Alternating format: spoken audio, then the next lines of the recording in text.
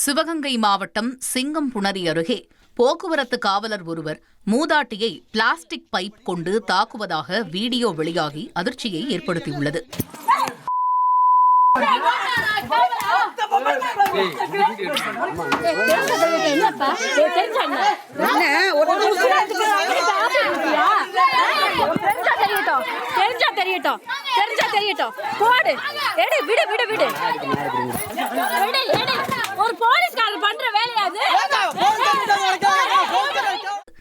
சதுர்வேதமங்கலத்தில் வசித்து வரும் மூதாட்டி பூவாத்தாள் என்பவர் இடப்பிரச்சினை காரணமாக போக்குவரத்து காவலர் ராஜு மீது காவல் நிலையத்தில் புகார் கொடுத்ததால் தாக்குதல் நடத்தப்பட்டதாக கூறப்படுகிறது.